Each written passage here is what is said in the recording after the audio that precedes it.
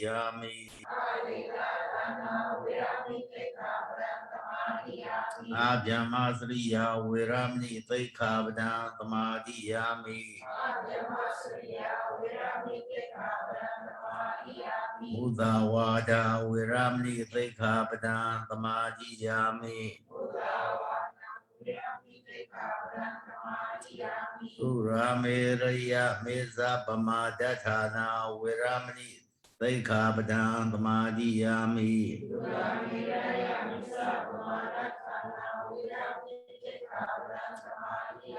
Vikala Posana Viramni Taikabdan Tamadi Yami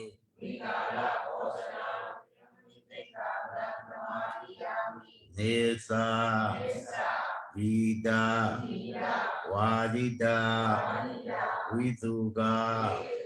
Dadana Malaganda Vilepana Dharana Andana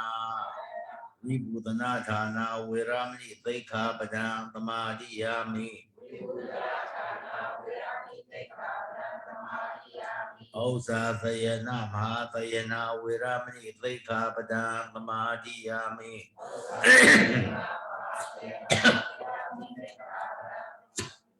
Vedava Gadena Sedava Sabapana Udetu Paretwa Vigarana Samadhiyami Vedava Gadena Vedane Takwato Sedava Seipien Sabapana Udetu Yume Ozon Alone Sombo Sadwadohi Abona Meta Satan Meta Seiko Paretwa Jana Yue Viharana Nejingo Samadhiyami Bao Swa Kan Yu Sao Ti Jaba Gong Yi Di Taranena Tha Wenga Ubodha Thila Damantha Dugang Garong Kato Apamade Na Tamba Dedha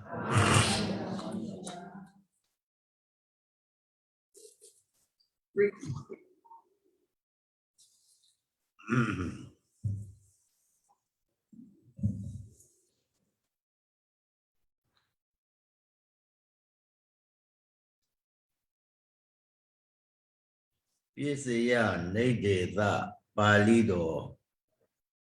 Lashide Upa Nedaya Pisi Tadiya Apai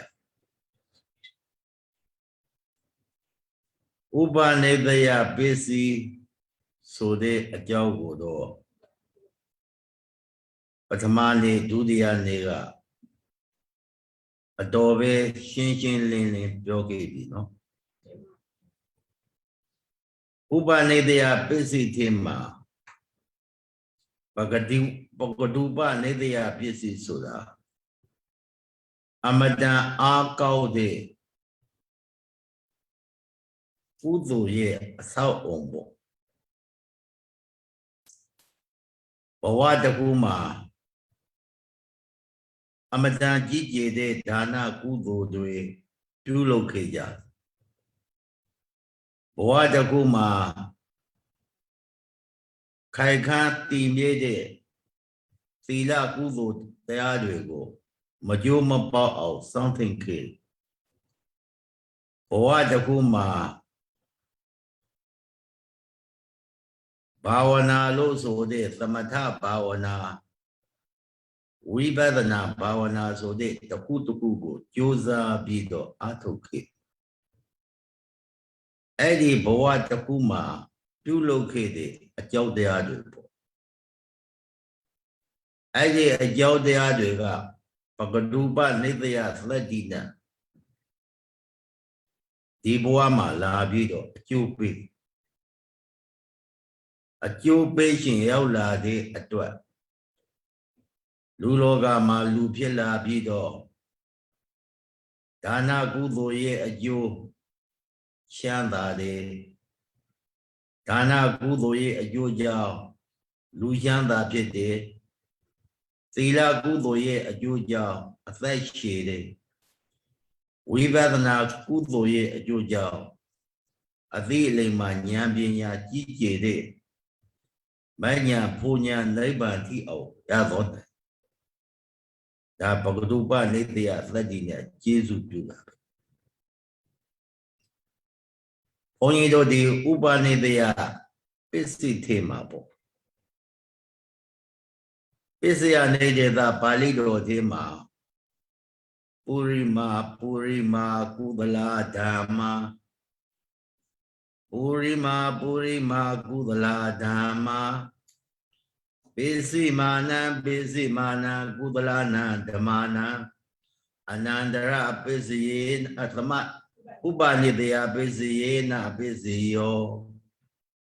ရိုးရိုးရှင်းရှင်းကလေးပဲဘုရားကဟောတာရှေးကဖြစ်ကုန်ဖို့ကုသိုလ်တရားတို့သည်နောက်မှာဖြစ်မဲ့ကုသိုလ်တရားတို့အားဥပနိတယပစ္စည်းဖြင့်ကျေးဇူးပြုတယ်လို့ရှင်းရှင်းကလေးပဲဟောတာရှေးဘဝကကုန်ခဲ့တဲ့ဘဝတွေပြောတယ်ကုန်ခဲ့တဲ့ဘဝတွေကပြုလုပ်ခဲ့တဲ့ဒါနသီလဘာဝနာကုသိုလ်သည်နောက်ဘဝကိုအကျိုးပေးတယ်ဘုန်းကြီးတို့ရှေးကုသိုလ်ကနောက်ကုသိုလ်ကိုအကျိုးပေးတယ်ဥပနိတ္တယပစ္စည်းတက်ပြီးတော့အကျိုးပေးတယ်ဆိုတာကိုဝတ္ထုဇလံတွေနဲ့ပြောမယ်ဆိုရင်ရှေးကြီးပေါ့တခုတော့ပြောပြရစီတို့ဖះအလုံးတော်သုမေတာရဲ့ဖြစ်စဉ်တုန်းကဒီပင်ကမြတ်စွာဘုရားသံဃာတော်များစွာနဲ့ရမဝတီပြည်ကိုဆွမ်းခံကြောလာတော်မူတဲ့အချိန်သုမေတာရဲ့သေးကအရာမောက်ပြီးတော့ဗျာဒိတ်ပတ်ခံမြန်းနေပေါ့ဗျာဒိတ်ပတ်ကိုခံမြန်းနေဆိုတဲ့နေရာမှာလမ်းလုံးတွေပေါ်နေလမ်းမပြီးဘဲနဲ့ရွှွမ်းဘွက်နေကြံနေဘုရားကလည်းကြောလာပြီဆိုတော့မဖြစ်ချေဘူးဘုရားရဲ့ခြေဘောတော်နှစ်ဖက်ရွှွမ်းတွေပေမှာစိုးရင်တဲ့အတွက်ကြောင့်ဝရမောက်ပြီးတော့နောက်ကျော့ဇင်းချံမှတ်ပြီးတော့ကြွားတော်မူပါခန္ဓာကိုယ်ကိုဇင်းချံဖြစ်လှူလိုက်တယ်ပေါ့ကုသိုလ်ဇီဝိတပရိစ္ဆာကအသက်နဲ့ခန္ဓာမငိမ့်ကွက်ပေနဲ့လှူဒန်းလိုက်တယ်အဲ့ဒီလှူဒန်းပြီးတော့အဲ့ဒီဘဝကဗျာဒိတ်ပေးတယ်ဖះဒီပင်ဟာမြတ်စွာဘုရားဗျာဒိတ်ပေးဗျာဒိတ်ခံယူပြီးတော့လေးအသင်ရှင်နဲ့ကဘာတသိမ့်ပါရမီတွေဖြည့်ပြီးတော့လာဖះဖြစ်တော်မူတဲ့အထိပေါ်တယ်အဲ့ဒီပါရမီပြည့်လို့ဘောဓိပင်အောက်မှာသဗ္ဗညုတရွှေဉဏ်တော်ကြီးကိုရရှိတဲ့ဘုရားအဖြစ်ကိုရောက်သဗ္ဗညုတဉာဏ်တော်ကြီးကိုရရှိပြီးတော့ဘုရားအဖြစ်ကိုရောက်တယ်ဆိုတာသည်ရှေးဘဝကပြုလုပ်ခဲ့တဲ့ပါရမီသံပါရဥသိုလ်အရှိန်ပုရိမာကုသလဓမ္မာဆိုတာဒါပြောနားလည်ပြီနော်ရှေးကပြုလုပ်ခဲ့တဲ့ကုသိုလ်ပစ္စည်းမာနကုသလနာဓမ္မာနာနောက်ဖြစ်တဲ့ကုသိုလ်ကိုအကျိုးပေးဘာနဲ့အကျိုးပေးသလဲဆိုဥပနိတ္တယသတ္တိတအကျိုးပေးတာဥပနိတ္တယပစ္စည်းသေးမှာဥပနိတ္တယသတ္တိဆိုတာရှေးကဖြစ်တဲ့ကုသိုလ်တရားတွေဤအကျိုးပေးတာနောက်ဖြစ်တဲ့ဘဝကိုအကျိုးပေးတယ်ဆိုတာဒီဥပမာနဲ့ထင်ရှားယောဂီများတရားနာပရိသတ်များသိထား ဒီတော့ကုသိုလ်လို့ဆိုတာရှေ့ကဖြစ်တဲ့ကုသိုလ်ပြစ္ဆုတ်ပံတခါပြောပြစ္ဆုတ်ပံဆိုတာအခုရှင်ပေါ့ဒီဘဝမှာလူရည်လို့ဖြစ်လာတဲ့ပုဂ္ဂိုလ်တွေကံရဲ့အကျိုးတရားကိုယုံကြည်လက်ခံပြီးတော့ဗုဒ္ဓဘာသာဖြစ်သည့်အလျောက်ငါတော့ကွာကျောင်းတစ်ဆောင်ဆောက်လုပ်ပြီးတော့လှူဒန်းကျောင်းတစ်ဆောင်ဆောက်လုပ်ပြီးတော့လှူဒန်းမယ်လို့စေတနာသဒ္ဒါတရားပြဋ္ဌာန်းပြီးတော့နေအဲ့ဒီသဒ္ဒါတရားကြီးညိုပြီးတော့စေတနာပြဋ္ဌာန်းတဲ့အတွက်ကြောင့်အဲ့ဒီစိတ်ဖြစ်ကလေးကကျောင်းလူမေးစိတ်ဖြစ်ကလေးကကုသိုလ်တွေတခါတည်းအသမတန်ကုသိုလ်စိတ်တွေဖြစ်တယ်ကုသိုလ်ရနေတယ်ပေါ့ငါကျောင်းလူမေးကုသိုလ်စိတ်တွေဖြစ်တယ်သို့သောအသက်သာကြီးတော့တယ်အစင်မပြေတဲ့အတွက်ကြောင့်မလှူနိုင်ခဲ့ဘူးဘုန်းကြီးပြောတာနားလေတယ်နော်မလှူနိုင်ခဲ့ဘူးအသက်20 30လောက်ကစိတ်ကူးကြံစေတဲ့ကျောင်းလူရှင်တဲ့စိတ်ကအသက်50ကျော်60ကျော်မှလှူဖြစ်တယ်အစင်ပြေလို့လှူဖြစ်တယ်စဉ်းစားကြည့်စမ်းကုသိုလ်ရဲ့အကြောင်းတရားကြောင့်အကျိုးတရားကုသိုလ်ဖြစ်လာဖို့ငယ်ငယ်တုန်းကကြောင်းလှူမယ်လို့သဒ္ဒါပြဋ္ဌာန်းပြီးတော့စေနာတွေစောခဲ့တယ်ဇောတွေစောခဲ့တယ်သို့သောငွေကြေးအစစအစင်မပြေသေးတဲ့အတွက်ကြောင့်မလူဖြစ်ခဲ့ဘူးဟုတ်တယ်နော်အသက်ကြီးမှအသက်60ကျော်မှကြောင်းကြီးကံကြီးဆောက်လုပ်ပြီးတော့လူတန်းတယ်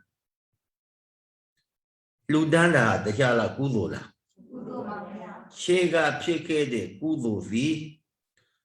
နောက်ကဖြစ်တဲ့ကုသိုလ်ကိုဥပနိဒေယသတ္တိနဲ့ကျေစုပြုထားစဉ်းစားပါအကယ်၍ရှေ့ကဖြစ်ခဲ့တဲ့သဒ္ဒါတို့စေနာတို့မရှိခဲ့ဘူးဆိုရင်မဖြစ်ခဲ့ဘူးဆိုရင်အသက်60ရော90မှာလူကြီးလေးစိတ်ပေါ်ပါဦးမလားမပေါ်ပါဘူးစဉ်းစားနော်မပေါ်ဘူးအသက်60ကျော်မှကြောက်လှူဒန်းရတယ်ဆိုတာပုရိမာကုသလာဓမ္မရှေ့ကဖြစ်တဲ့ကုသိုလ်စိတ်နောက်ဖြစ်မဲ့ကုသိုလ်စိတ်ကိုကျေစုပြုတယ်တဲ့ဥပနိဒေယသတ္တိဖြင့်ကျေစုပြုတယ်ဆိုတဲ့သဘောဒါဌာနသီလတော့ထားတော့တချို့ပုဂ္ဂိုလ်တွေကလည်းငယ်ငယ်ရွယ်နဲ့သီလစောင့်သိခြင်းသို့သောအကြောင်းမငြိမ်ညွတ်လို့အလောက်ကိုင်များလို့သီလမစောင့်နိုင်ဘူးတရားမထုတ်နိုင်ဘူးအကြောင်းညင်ညွတ်တဲ့အခါအသက်အရွယ်ကြီးမှငယ်ငယ်တုန်းကစိတ်ရှိခဲ့တဲ့တရားဝါသနာပါတဲ့ပုဂ္ဂိုလ်တွေငယ်ငယ်တုန်းကသီလခံယူစောင့်တည်ခြင်းတဲ့ပုဂ္ဂိုလ်တွေတရားဝါသနာပါတဲ့ပုဂ္ဂိုလ်တွေပေါ်ရှိကုသိုလ်စိတ်တွေဖြစ်နေအသက်အရွယ်ကြီးမှ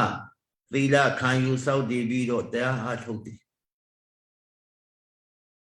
အသက်အရွယ်ကြီးမှသီလခံယူစောင့်တည်ပြီးတော့ဝိပဿနာတရားတွေရှုမှတ်ပွားများအားထုတ်တယ်အသက်ကြီးမှဖြစ်လာတဲ့စိတ်ကိုဥပနိဒေယသတ္တိနဲ့အိုးငယ်ငယ်တုန်းကဖြစ်ခဲ့တဲ့စိတ်ကပြစ္ဆုတ်ပံမှာအသက်ကြီးမှဖြစ်လာတဲ့စိတ်တရားတွေကုသိုလ်စိတ်တရားတွေကိုဥပနိဒေယသတ္တိနဲ့ပဋ္ဌာန်းဆက်ပြီးတော့ကျေစုပြုထားနားလည်ပြီနော်ဥပမာဆိုကြပါစို့အသက်အရွယ်ရှိတုန်းကအသက်အရွယ်ငယ်တုန်းကပေါ့ဖယားတဆူစေတီတဆူတီးပြီးတော့လူရှင်တွေစိတ်ဓာတ်တွေဖြစ်နေအဲ့ဒီစိတ်ဓာတ်တွေကတခြားစိတ်လားကုသိုလ်စိတ်လားကုသိုလ်စိတ်ပါလူရှင်တွေဆိုတဲ့သဒ္ဒါတရားဖြစ်ပေါ်လာကြတဲ့ကကုသိုလ်စိတ်ဖြစ်တယ်ဟုတ်တယ်နော်စိတ်ကအာယုံပြုတဲ့ငါလှူရှင်တယ်သို့တော်ညာလေးပဲသူဘဝတ္ထုမရှိသေးလို့ငွေကြေးမပြည့်စုံသေးလို့ငါစေတီတဆူဖ ဖယားတဆူမပူဇော်နိုင်ဘူးသို့တော်လည်းပဲငွေကြေးပြည့်စုံတဲ့အခါငါဖယားတဆူပူဇော်မယ်ဆိုတဲ့စိတ်ကတခြားစိတ်လားကုသိုလ်စိတ်လားအဲ့ဒါပုရိမာကုသလဓမ္မဆိုအဲ့ဒါပြောသဘောပေါက်ပြီနော်ပိစိမာနကုသလနာဓမ္မနာအဲ့ဒါလိုငယ်ငယ်တုန်းကဖယားတည်ကြောက်ဆောက်ရှင်တဲ့ကုသိုလ်စိတ်တွေဟာအဆက်မပြတ်ဒလဇတ်အကျိုးပေးလာတော့ဥပနိတယသတ္တိဆိုတာအဆက်ကြီးမှဘုရားတည်တယ်ကြောက်ဆောက်တယ်ကုသိုလ်ကောင်းမှုကိုလုပ်တယ်ငယ်ငယ်တုန်းကဒီကုသိုလ်စိတ်မရှိဘဲနဲ့ပြစ္ဆုတ်ပံအသက်ကြီးမှဒီကုသိုလ်စိတ်ဖြစ်နိုင်ပါမလားမဖြစ်နိုင်ဘူးငယ်ငယ်တုန်းကစိတ်ကူးကြံစေလှူတတ်ခဲ့တဲ့ကုသိုလ်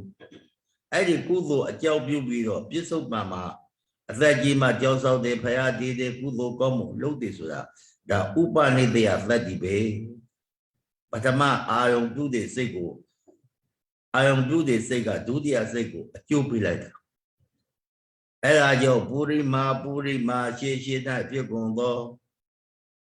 ကုသလဓမ္မကုသိုလ်တရားတို့သည်ပိစိမာနနောက်နောက်ဖြစ်ကုန်သောကုသလနာဓမ္မနာကုသိုလ်တရားတို့ကိုဥပနိတယပစ္စယေနာဥပနိတယပစ္စည်းဖြင့်ပစ္စယောဥပကာရကောကောင်းသောမသွေကျေစုပြုတတ်ပါပြီဟု၍ဘောဝဘုံသောရောက်ဆုံးတကောဂုံနှင့်ပြည့်စုံတော်မူသောဘုရားရှင်ကိုယ်မြတ်ကြီးသည်အတေသယေကရုဏာရှိတမေတ္တာအပြင်ကောင်းသောမသွေဟောကြားတော်မူခဲ့ပါပေသတည်း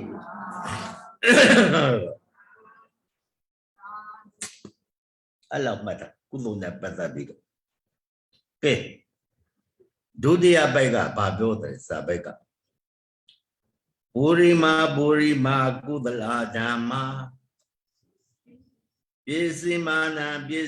နအာကုသလနာဓမ္မနာဥပနိတယပစ္စယေနပစ္စယောဒုတိယစာပိုက်ဒီမှာနော်ကုသိုလ်အကုသိုလ်နှစ်ခုသာမန်ရိုးအာရမဏပစ္စည်းထဲမှာ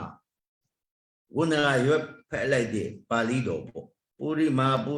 ကုသလဓမ္မပိစိမာနကုသလနာဓမ္မနာ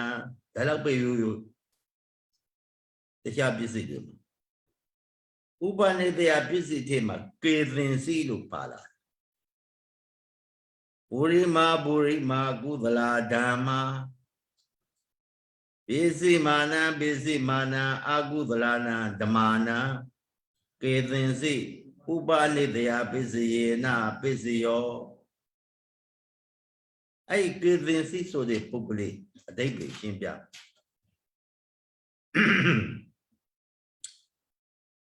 ကုသိုလ်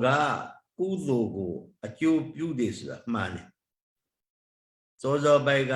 ဘုန်းကြီးရှင်းတဲ့ထဲမှာရှင်းခဲ့ပြီဒီမင်္ဂလာမြတ်စွာဘုရားလက်ထက်တုန်းကသူမေတ္တာရဲ့သေးအရာမှောက်ပြီးတော့နိယတဗျာဒိတ်ပခံတဲ့ကုသိုလ်ဟုတ်တယ်နော်အဲ့ဒီကုသိုလ်ကြောင့်ဒီဘဝမှာလာပြီးတော့အကျိုးပေးတာဘုရားဖြစ်ကိုရောက်ရှိလာနော်ကုသိုလ်ရဲ့ကုသိုလ်အဆက်ပဋ္ဌာန်းဆက်လို့ခေါ်လူတွေကပဋ္ဌာန်းဆက်ဆိုတော့ပြောလို့သာပြောနေကြဘလို့ဆက်တယ်လေရှေ့စိတ်နဲ့နောက်စိတ်နဲ့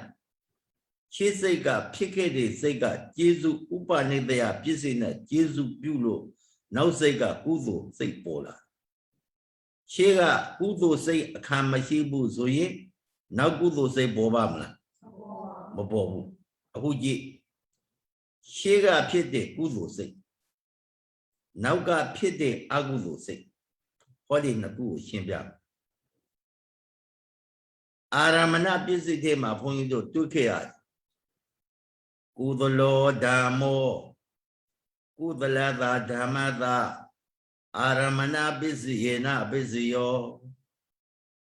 ကုသလောဓမ္မောကုသိုလ်ဖြစ်ကုန်သောတရားတစ်ခုက အာကုသလသာဓမ္မသာအကုသိုလ်ဖြစ်ကုန်သောတရားတစ်ခုအားအာရမဏပစ္စယေနအာယုံပြုသောအပြင်ပစ္စယောဥပကာရကောကောင်းစွာကျေစုပြုတတ်ပါပေ၏ကုသိုလ်ကကုသိုလ်ကိုကျေစုပြုတယ်အာရမဏပစ္စည်းနဲ့ကျေစုပြုတာ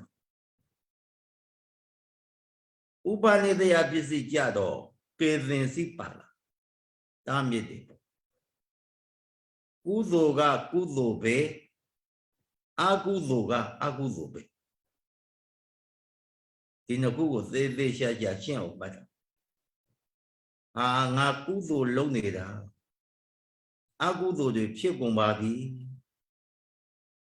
လူတွေရဲ့ပြောလေပြောတာရှိတဲ့စကားငါလုပ်တော့ကုသိုလ်လုပ်တာပဲအကုသိုလ်တွေဖြစ်ကုန်ပါပြီအလကားဖြစ်ပါပြီလို့စိတ်ထဲမှာဒီလိုထင်ပြီးတော့ပြောနေကြကုသိုလ်လုပ်တာကုသိုလ်ပြုလုပ်တာကုသိုလ်အကျိုးပဲ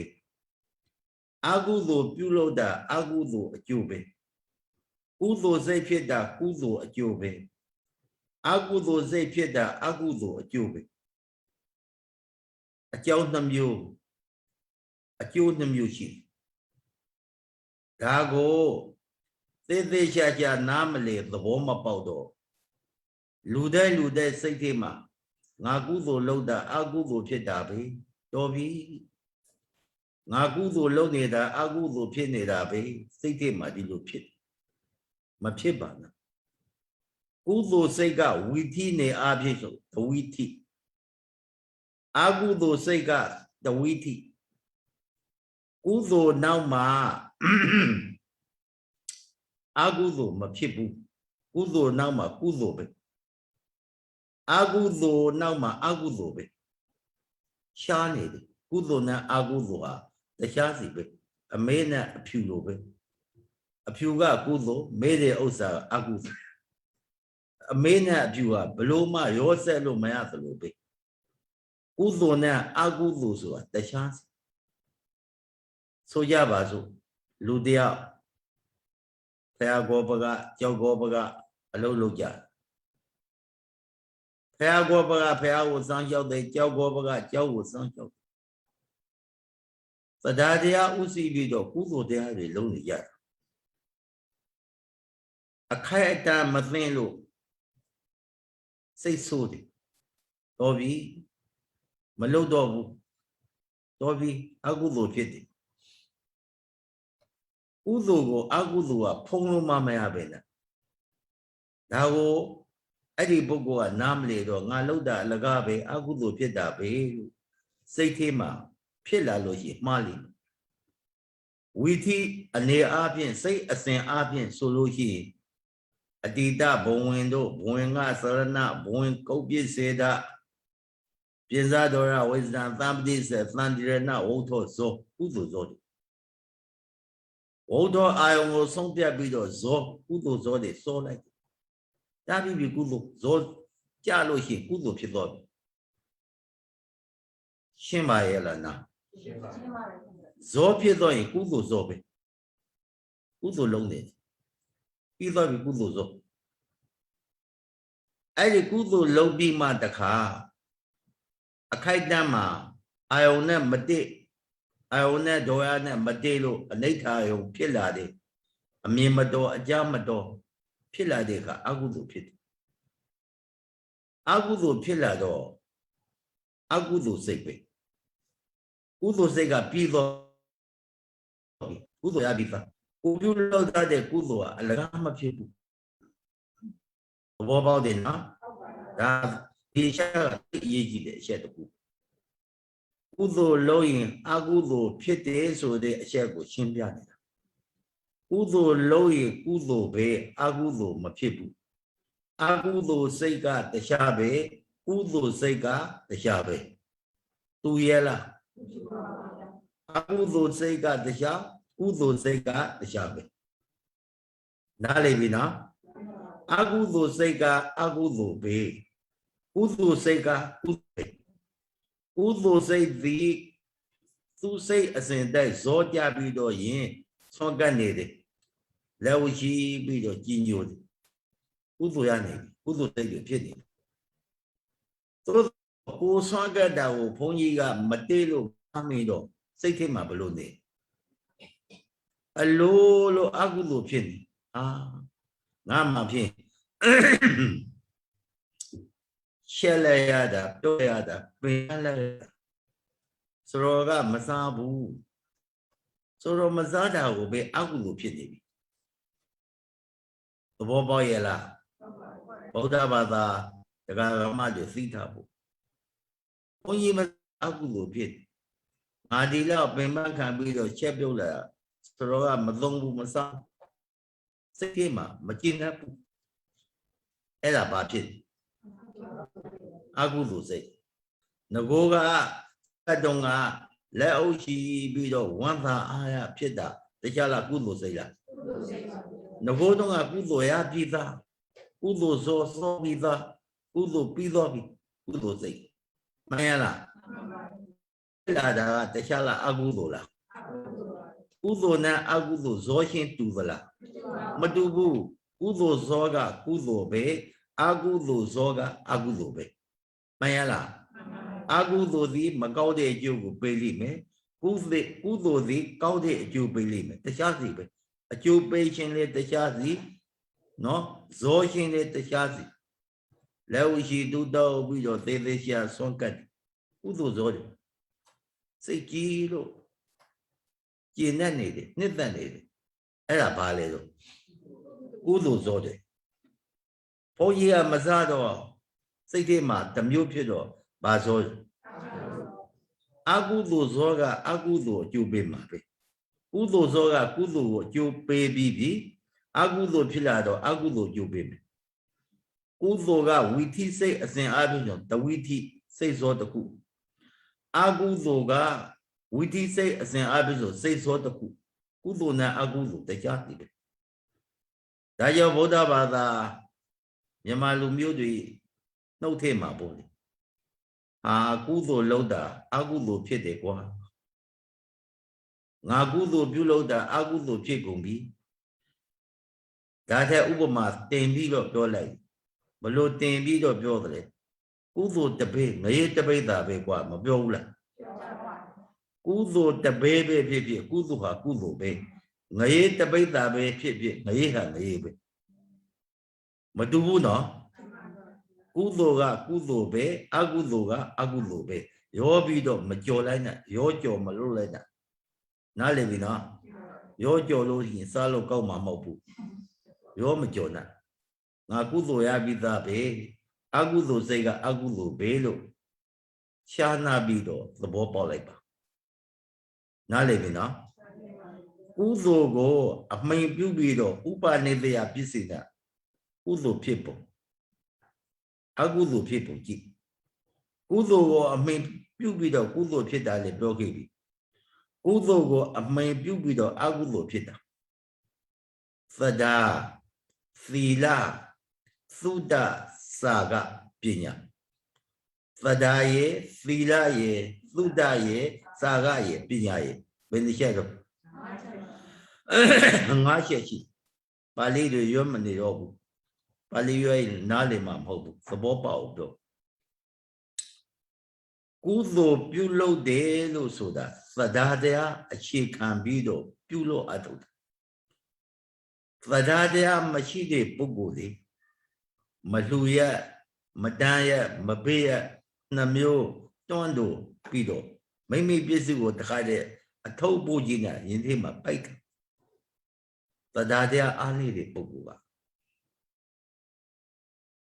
မိမိလေးတချို့ကမစားရဘူးသူတစ်ပါးကိုလည်းမပေးရမလှူရဘူးမစားရမတော့ရမလှူရမတန်းရမပေးရပေးနဲ့ဒီတဲ့အထုပ်ကြီးပိုက်ပြီးတော့သေသောတဲ့လူတွေအများကြီးရှိတယ်သဒ္ဒါတရားအားနေတဲ့ပုဂ္ဂိုလ်သဒ္ဒါတရားအားကောင်းတဲ့ပုဂ္ဂိုလ်တွေတော့ကုံမှမသိခံမှမသိကုံပလေစေ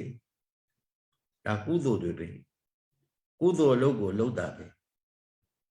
သဒ္ဒါတရားဘာကြောင့်ဖြစ်ရကံကံရဲ့အကျိုးကိုယုံကြည်လို့ကုသိုလ်ကံသည် ကုသိုလ်အကျိုးကိုဧကံမှုချပေးလိမ့်မယ်ငါအခုပြုလုပ်တဲ့ကုသိုလ်ကံသည်ကုသိုလ်ကံစေနာသည်ကောင်းကျိုးကိုဧကံမှုချပေးလိမ့်မယ်လို့ဆိုပြီးတော့ကုသိုလ်ကံရဲ့အကျိုးကိုယုံကြည်ပြီးသားကုသိုလ်ကံရဲ့အကျိုးကိုယုံကြည်တာကတရားလားသဒ္ဒါလားယနေ့ဗုဒ္ဓဘာသာဝင်သူတော်စင်တွေဟာကံရဲ့အကျိုးတရားကိုလူတိုင်းလိုပဲယုံကြည်ကြတာကုသိုလ်ကံကိုလည်းယုံကြည်တယ်ကုသိုလ်ကံရဲ့အကျိုးပေးမဲ့တရားကိုလည်းယုံကြည်တယ်မှန်ရလားအဲ့ဒီကုသိုလ်ကံကိုယုံကြည်တဲ့အတွက်ကုသိုလ်ကံရဲ့အကျိုးပေးတဲ့တရားကိုယုံကြည်လက်ခံနှလုံးထားတဲ့အတွက်စိတ်ပိုက်ထားတဲ့အတွက်သဒ္ဒါတရားဖြစ်ပေါ်လာလူရှင်တွေတန်ရှင်တွေ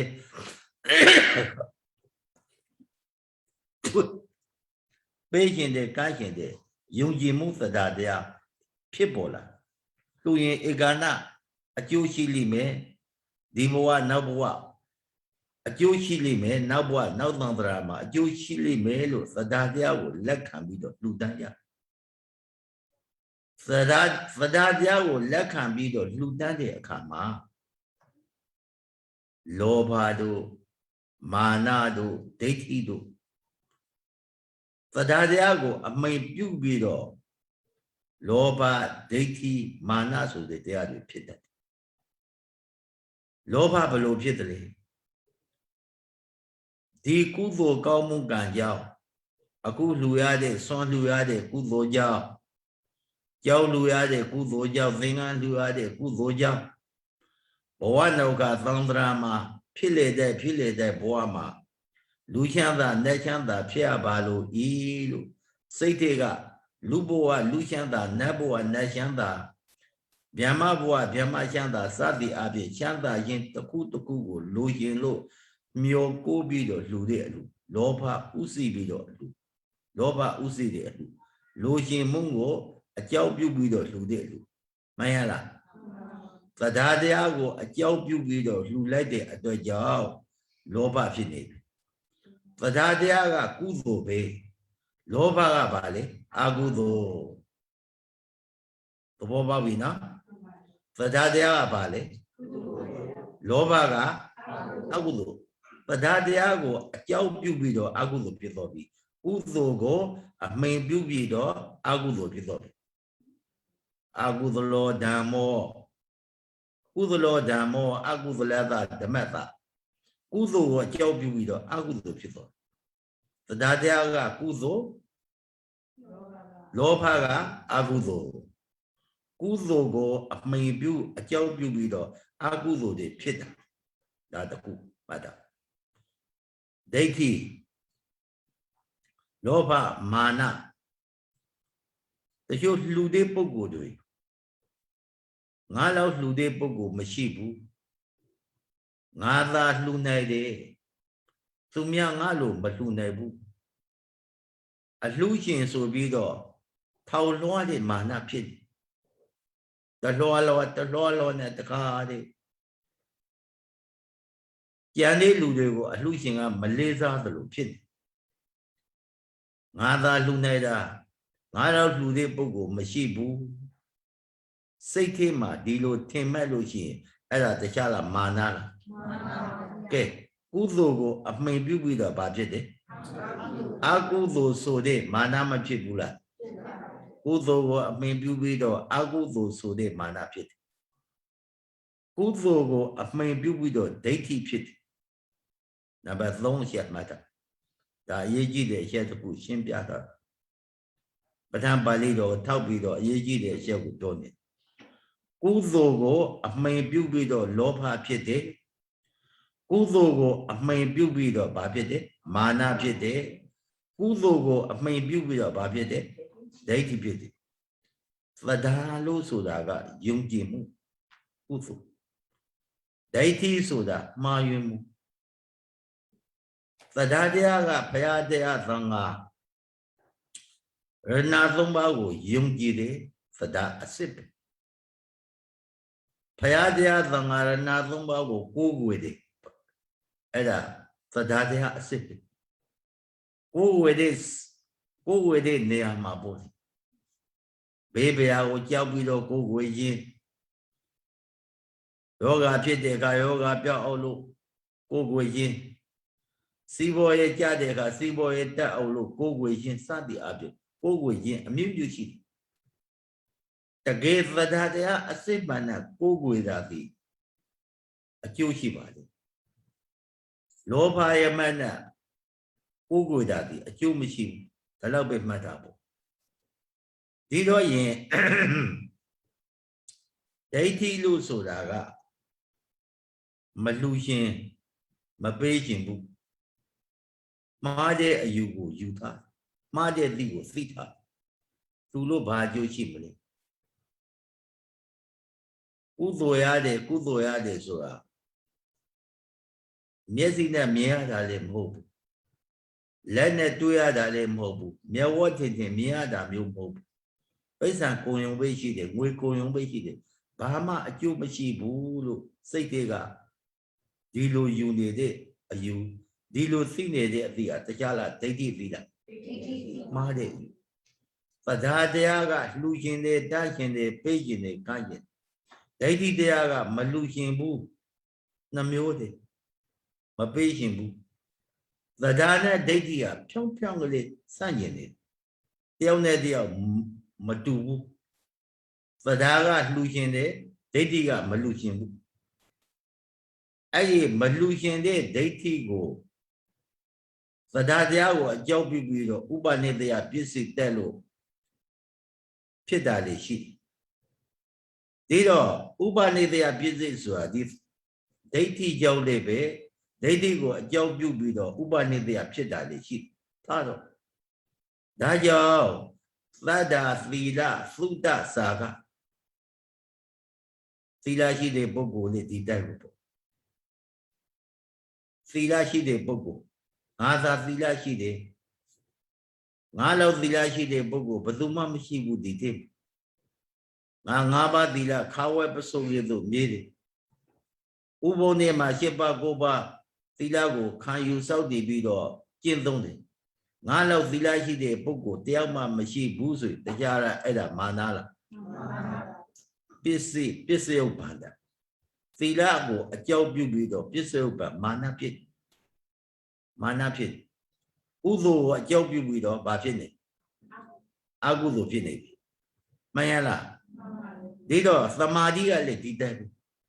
တရားထုတ်တဲ့ပုဂ္ဂိုလ်တွေအာထုတ်ပြီးတော့တရားအထုတ်လို့သမာဓိတည်ပြီးတော့ငြိမ်သက်နေတဲ့ပုဂ္ဂိုလ်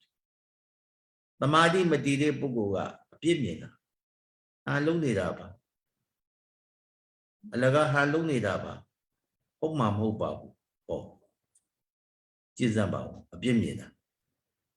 သဒ္ဒါတရားကိုအကြောင်းပြုပြီးတော့အပြစ်မြင်တာလေးရှိတယ်အကုသိုလ်ပေါ်တာလေးရှိတယ်မှန်ပါရဲ့လားသုတ္တဘဟုသုတ္တနဲ့ပတ်သက်ပြီးတော့ယင်တချို့ကတော်တော်ဘဟုသုတ္တဆုံးအောင်သိဘဟုသုတ္တဆုံးလေသူတစ်ပါးကိုအထင်သေးလေပဲငါလောက်စာမတတ်ပါဘူးငါလောက်ပညာမတတ်ပါဘူးငါလောက်ဘဟုသုတ္တမရှိပါဘူးငါသာလျင်အသိငါသာလျင်အတတ်သူများကိုအထင်သေးအကုသိုလ်ဖြစ်တယ်ဘဟုသုတ္တကိုအကြောင်းပြုပြီးတော့အကုသိုလ်ဖြစ်ပညာလို့ဆိုတာအသိအလိမ္မာဉာဏ်လို့ဆိုတာဟာလောကီမှာသင်ညာနဲ့မှတ်ကြက်ပြီးတော့သိတဲ့ဉာဏ်ကတစ်မျိုးတကယ်ကိုဝိပဿနာတရားအားထုတ်လို့မဲ့ဉာဏ်ဖူဉာဏ်ထိအောင်ရောက်တဲ့ဉာဏ်ကတစ်မျိုးဘယ်နှမျိုးရှိနှစ်မျိုးအခုယောဂီများတရားရှုမှတ်နေတယ်ဆိုတာဒီလောကီဉာဏ်မဟုတ်ဘူးဝိပဿနာဉာဏ်ဝိပဿနာဉာဏ်ကလောကီဉာဏ်ထဲမှာမပါဘူးလားဆိုပါတယ်ဝိပဿနာဉာဏ်သည်မဲ့ဉာဏ်လေးမဟုတ်ဘူးဖိုဉာဏ်လေးမဟုတ်ဘူးဝိပဿနာဉာဏ်သည်လောကီဉာဏ်လောက်ပဲဖြစ်ပါတယ်လောကီဉာဏ်ဖြစ်တဲ့အတွက်ကုသိုလ်ကဝိပဿနာကုသိုလ်သည်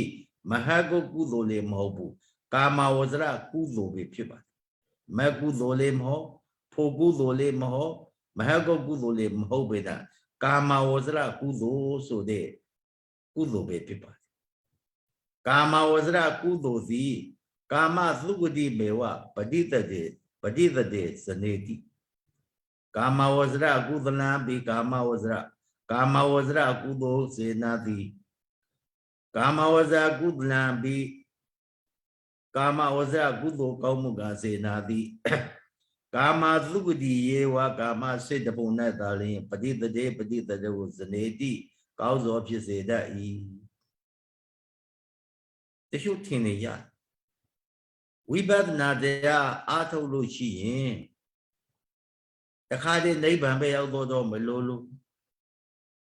ဝိပဿနာတရားအားထုတ်လို့ရှိရင်တခါတည်းအပေကလွတ်ပြီးတော့သုဂတိဘဝပဲတန်းပြီးတော့ရောက်တော့မယ်လို့အယူဆအတွေ့ခေါ်တယ်အမျိုးမျိုးဝိပဿနာတရားအားထုတ်တာတော့မှန်တယ်ကုသိုလ်ကြီးတရားရှုမှတ်တဲ့ကုသိုလ်သည်မကုသိုလ်လေးမဟုတ်ဘူးဖို့ကုသိုလ်လေးမဟုတ်ဘူးမဟကုသိုလ်လေးမဟုတ်ဘူးဘာကုသိုလ်လဲလောကီကုသိုလ်ပဲဖြစ်ပါတယ်ဘာကုသိုလ်လောကီကုသိုလ်သည်လောကီဘုံလောက်ပဲအကျိုးပဲလောကီဘုံဘဝလောကီဘုံခန္ဓာလောက်ပဲအကျိုးပဲကာမသုဂတိခုနဘုံလောက်ပဲအကျိုးပဲနတ်ပြည်လျှောက်တဲ့လူပြည်ဝိပဿနာတရားအားထုတ်လို့ခန္ဓာကမလွတ်သေးသမျှခန္ဓာဝကြွမကုံသေးသမျှလူဘဝဖြစ်မယ်နတ်ပြည်လျှောက်တဲ့တထက်တဲ့ဖြစ်ဝိပဿနာတရားအားထုတ်တဲ့ပုဂ္ဂိုလ်တွေတခါတည်းဘဝမှာအာရဟတဘုရဟန္တာဖြစ်တော့ရင်တော့ကျွတ်လွတ်တော့တာပေါ့သောတာပန်တော်မှခုနဘဝပဋိသန္ဓေနေရသေးတယ်ဆိုရင်သဒ္ဒါကံကတဘဝအနာဂံကတော့တခါမပြန်သောတာဝါဒငါးပုံမြမဖြစ်ရဟန္တာဖြစ်တော့ကိလေသာအသောချုပ်ငြိမ်းပြီးတော့30ပုံမရောက်တော့ချုပ်ငြိမ်းတော့ဝိပဿနာတရားအားထုတ်တဲ့ပုဂ္ဂိုလ်နိဗ္ဗိန္ဒဉာဏ်ဆိုတဲ့ခန္ဓာ၅ပါးကိုရှုမှတ်ပြီးတော့ငြိမ်းငွေးလာတဲ့ပုဂ္ဂိုလ်နိဗ္ဗိန္ဒဉာဏ်ရောက်တဲ့ပုဂ္ဂိုလ်ယောဂီပုဂ္ဂိုလ်တဲ့ခန္ဓာကိုသိငြိမ်းငွေးတာခန္ဓာနဲ့ပတ်သက်ပြီးတော့လိုချင်တဲ့စိတ်နောက်ဆုံးတရားရှုမှတ်တာတော့မှပဲရှုမှတ်ရတဲ့ယုတ်တရားနဲ့ရှုမှတ်တဲ့စိတ်မရှုမှတ်ခြင်းတော့ငြင်းငွေ့လာပြင်းလာတယ်ပေါ့ဘယ်တော့မှဆုံးမှာမဟုတ်ဘူးဒီခန္ဓာကြီးဒီတိုက်ရှုမှတ်ဒီဒုက္ခသစ္စာကြီးကိုဒီတိုက်ရှုမှတ်ဘယ်တော့မှကုန်မှာမဟုတ်တော့ဘူးဒီဘဝမှာဒီခန္ဓာမကုန်လို့နောက်ဘဝလည်းမဖြစ်ရှင်တော့နောက်ဘဝဖြစ်တော့လေဒီလိုခန္ဓာမျိုးနဲ့ဒီလိုယုံနဲ့ဒီလိုနာမျိုးပဲဖြစ်မယ်ဒီဘဝမှာလေဒီလိုခန္ဓာမျိုးနဲ့ဒီယုံနာပဲဖြစ်ဘဝနဲ့ခန္ဓာကိုလုံးဝလိုချင်တဲ့စိတ်တစ်ခါတည်းလုံးဝကင်းကွာတော့ဘဝနဲ့ခန္ဓာကိုလိုချင်တဲ့စိတ်လုံးဝကင်းကွာနေတဲ့အတွက်ကြောင့်ယောဂီစိတ်ထဲမှာငါသည်ဒီဘဝတည်ရင်နိဗ္ဗာန်ရောက်လိမ့်မယ်လို့ထင်ကုန်ထင်ပါလိမ့်မရောက်ဘူးမရောက်ရေးချာမှမရောက်ဘူးဘလောက်ပဲညင်းငွေးစေကမုံအာရဟတမဉ္ဇဉ်ဆိုတဲ့ဟန္တာမဖြစ်သမျှဘဝတစ်ခုခန္ဓာတစ်ခုဖြစ်မှာပဲဟန္တာမဖြစ်သမျှဘဝနဲ့ခန္ဓာဖြစ်မှာပဲဟန္တာဖြစ်တဲ့ပုဂ္ဂိုလ်များနိခမိတ်တော်ကရုံဘာဝံအညဘာဝံအနာတိယနိခမိတ်တော်ကရုံဘာဝံအညဘာဝံအနာတိယသမူလံတနာမဘူချနေဇာတော်ပြိဋိပုတော်ဘယ်ဟောတာဒီလောက်လေးလာတဲ့ဒုက္ခသစ္စာခန္ဓာကိုယ်ကြီးကိုစွန့်လွတ်လိုက်ပြီနောက်ဘဝခန္ဓာကိုယ်လေးသူမလိုတော့ဘူးမရှိတော့ဘူးပြစ္ဆုတ်ပံဝိပါကဝတ်ကောက်ဆိုတဲ့ဒီခန္ဓာကိုယ်ကြီးကိုပြစ္ဆုတ်ပံမှာစွန့်လွတ်လိုက်စွန့်လွတ်ပြီးတော့မှအညဘာဝအနာတိယနောက်ဘဝခန္ဓာလေးမရှိတော့အဝိဇ္ဇာတဏသမုဏတဏမပူချ အဝိဇ္ဇာဆိုတဲ့တရားရဲ့တဏှာဆိုတဲ့တရားရဲ့ဒီတရားနှစ်ခုကိုလုံးဝအကျွမ်းမရှိပေသက်လိုက်တဲ့အတွက်ကြောင့်ပြိဋိဘဆံရတဲ့ဟန္တာဖြစ်တယ်လို့ဆိုလိုပါအဲ့ဒါလိုဟန္တာမဖြစ်သမျှတော့ဘဝနဲ့ခန္ဓာရလေဥမာပဲဟန္တာအောက်ကအနာဂံပုဂ္ဂိုလ်တော်မှတတိယမက်ဖို့နိဗ္ဗာန်ရထားတဲ့အနာဂံပုဂ္ဂိုလ်တော်မှတဘဝတခန္ဓာဖြစ်နေသေးတာပဲသောတာပန်က9ဘဝသက္ကတံကတဘဝ2ဘဝဖြစ်သေးတာသာမန်ဝိပဿနာတရားရှုမှတ်လို့အာထုလို့ဘဝနဲ့ခန္ဓာကိုညီးငွေးပါတော့လေပဲဥပမာအားဖြင့်ပြောမယ်ဆိုရင်ယုံကလေးခုံတယ်လို့ပြန်ပြီးတော့မြေကြီးပေါ်ကျလိမ့်မယ်တာယုံကလေးတကောင်မြေကြီးနဲ့ရန်ဖြစ်တယ်ဟဲ့ဒန္တာရီဝတ္ထုလေးတစ်ခုပေါ့ယုံကလေးကသေးသေးလေးအဲ့တော့ယုံကလေးကသေးသေးလေးဆိုတော့မစင်တွေစွန့်နေပေါ့မြေကြီးပေါ်မှာမစင်အတုံးကလေးတွေစွန့်တော့မြေကြီးကရန်တွေ့ယုံကလေးကိုခမရခဏခဏယုံကလေးခမရခဏခဏမစင်ကြွစွန့်နေတာပဲယုံကလေးကစိတ်ဆိုးငါမစင်တုံးလေးတွေကအငွေလေးပဲဒါကြောင့်မှမြေကြီးကငါရန်တွေ့စင်ကောင်ကြီးတွေမြင်းကောင်ကြီးတွေတဘုံဘုံနဲ့မစင်တွေစွန့်နေတာကိုတော့မမြင်ဘူးလားမကြဘူးလားတော်ပြီမင်းမြေကြီးပေါ်မှာငါမနေတော့ဘူးဆိုပြီးတော့ယုံကလေးကစိတ်ဆုပ်ပြီးတော့မြေကြီးကလွတ်အောင်ခုံတဲ့ကဲလွတ်ပါမလားလွတ်ပါဘူးဗျာယုံကလေးခုံသလိုခုံမနေကြနဲ့နော်မြေကြီးကလွတ်အောင်ယုံကလေးကထခုံတယ်ဘယ်သူနဲ့ရန်တွေ့လို့မြေကြီးနဲ့ရန်တွေ့လို့ထခုံလိုက်တော့ပြန်ကြလာတော့ဘယ်မှာကြမလွတ်ဘူးမြေကြီးပေါ်ပြန်ကြမှာပဲမြေကြီးပေါ်မှာသဘောပေါက်တယ်နော်တရားရှုမှတ်လို့နာမရူပပရိစ္ဆေဒညာကစပြီးတော့ဥဒေယဘယဘေငါဘယအာဒီနဝနိဗ္ဗိဒညာတွေဘလောက်ပဲတက်မရသေးဘူးအာရဟတမတ်ကိုမရောက်သေးသမျှတော့ဒီသံဃာကြီးကမလွတ်နိုင်ဘူးပြန်ပြီးတော့တပတ်လေကြာမှာပဲသို့တော့ကာမဝဇ္ဇကုသိုလ်ဖြစ်တဲ့အတွက်ကြောင့်အပေလေးပါးကိုတော့မရောက်နိုင်တော့ဘူးမရောက်ဘူးရေလို့တော့အမမခံဘူးရောက်တော့မရောက်နိုင်ဘူးငရေတေဆံပြစ်တာအသူရကေကလွတ်ပြီးတော့ယင်သုဂတိခုနှစ်ပုံလူဘဝနေပြီးတော့နတ်ပြည်ရောက်တဲ့တခုတခုမှတော့ခန္ဓာဖြစ်နေအောင်ပါပဲဘလောက်ပဲခန္ဓာကိုကြောက်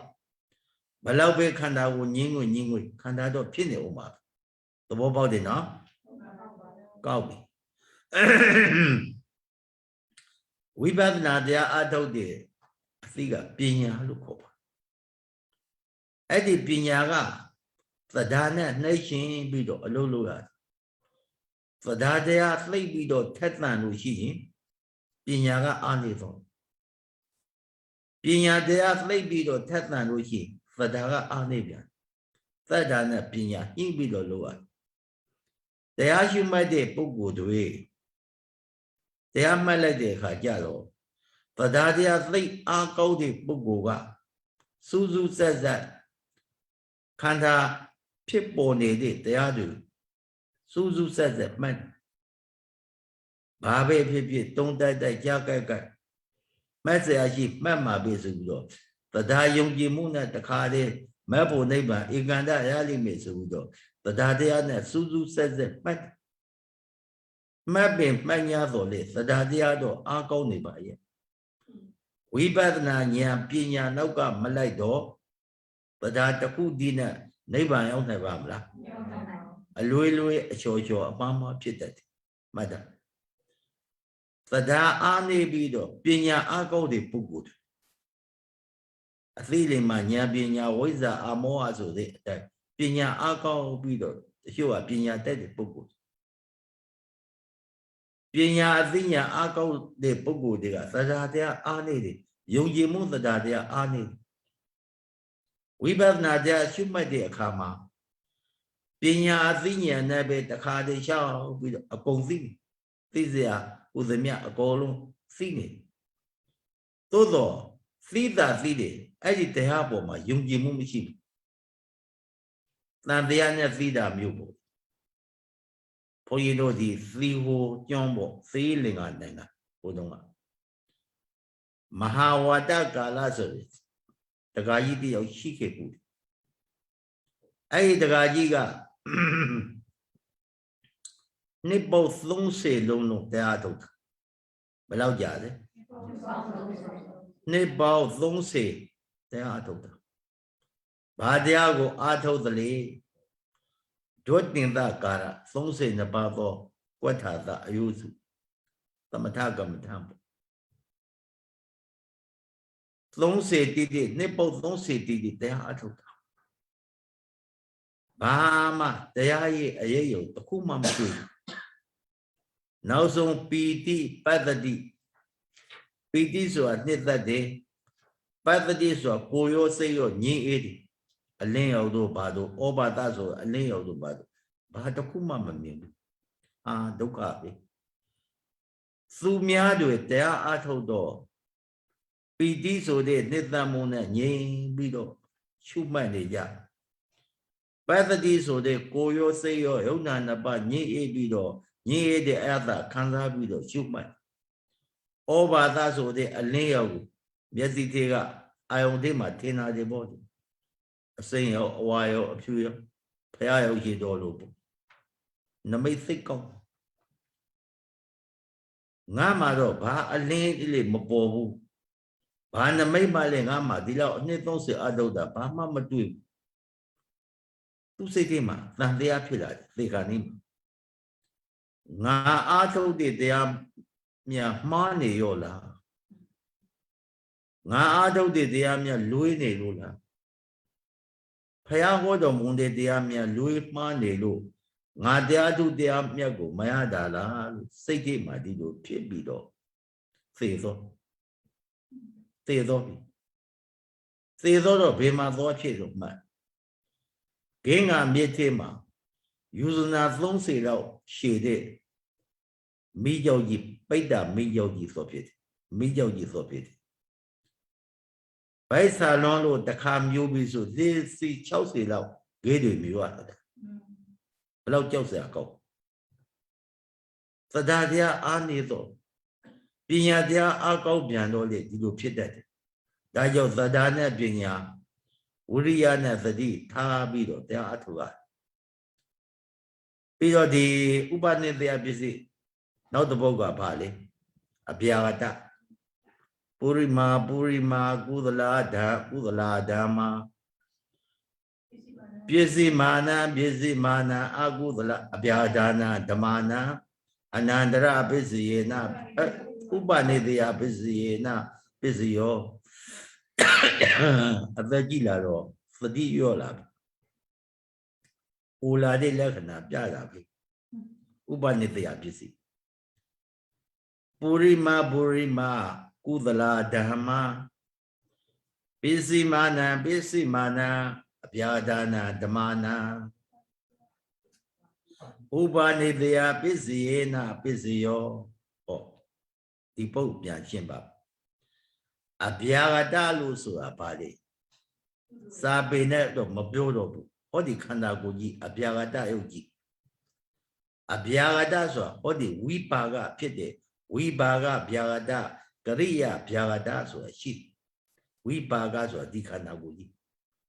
ဟောဒီယောဂီများထိုင်နေတဲ့တရားနာပရိသတ်များထိုင်နေတဲ့ခန္ဓာကိုယ်ကြီးသည်အဗျာဂတဆိုတာဘာမှမလုပ်တတ်ဘူးရုပ်ကိုယ်ကြီးဟုတ်တယ်မလား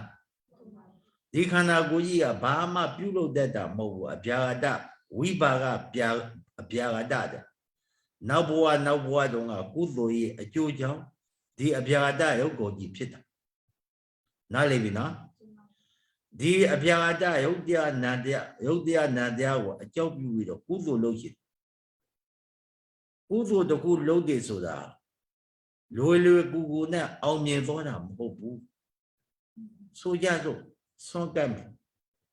ဘုန်းကြီး၅ပါးတစ်ပါးပဲဖြစ်ဖြစ်နှစ်ပါးပဲဖြစ်ဖြစ်၅ပါးပဲဖြစ်ဖြစ်မင်းဆွန့်ကပ်မယ် အင်ရှင်မလှုပ်တဲ့ပုဂ္ဂိုလ်အင်ရှင်လှုပ်တဲ့ပုဂ္ဂိုလ်ကတော်မျိုးအလုတ်လုံနေရရွှေတတိနဲ့ရှယ်လာပြုတ်လာခေါလာ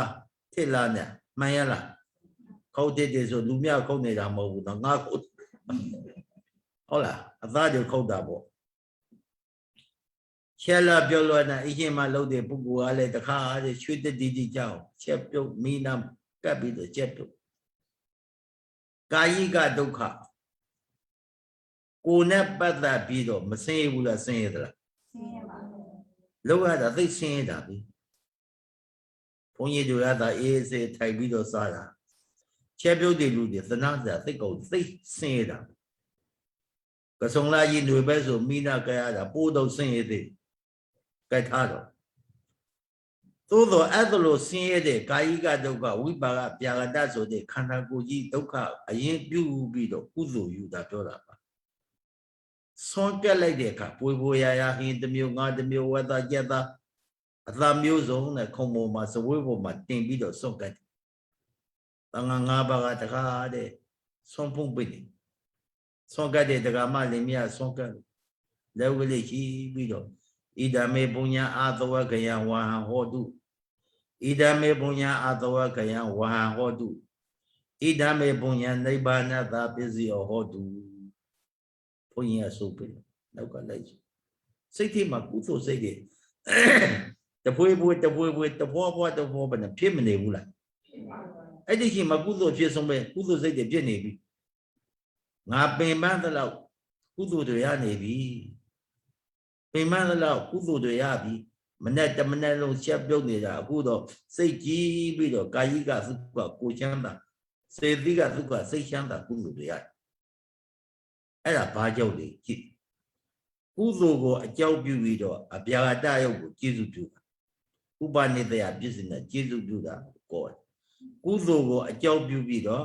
အပြာတဆိုတဲ့ခန္ဓာကိုယ်ကိုကုသိုလ်စိတ်ဖြစ်ပေါ်လာကိုကျေစုပြုတာဥပနိတယသတ္တိနဲ့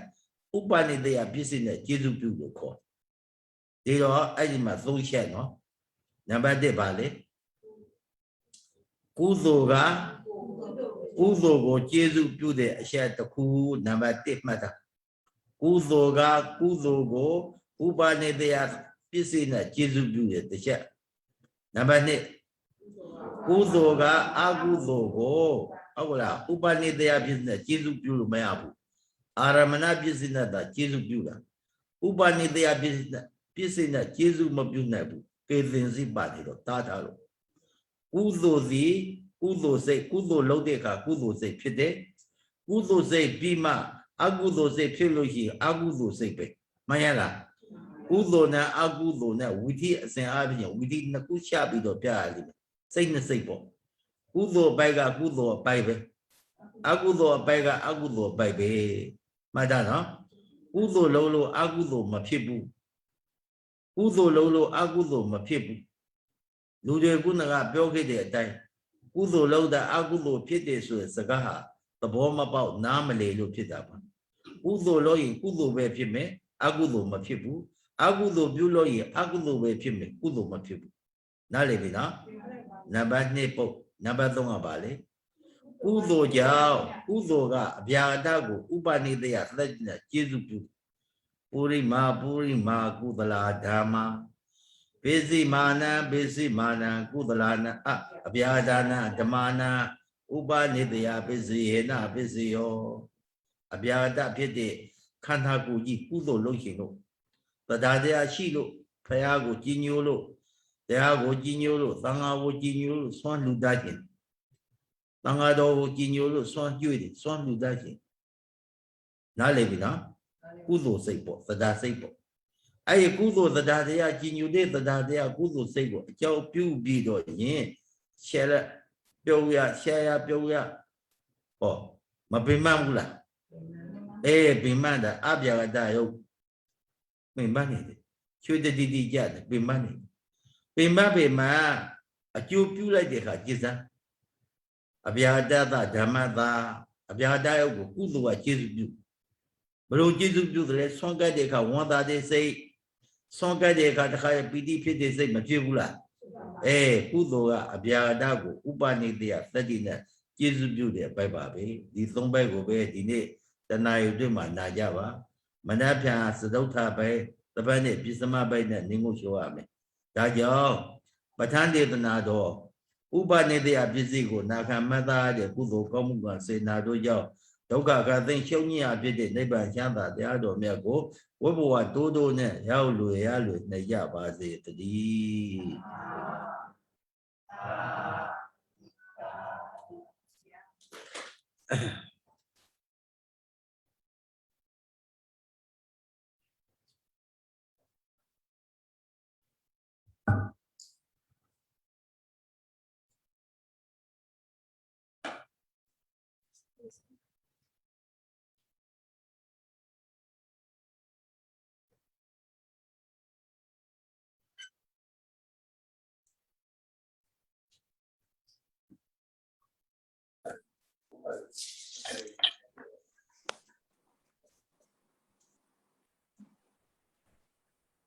ကိုလုံး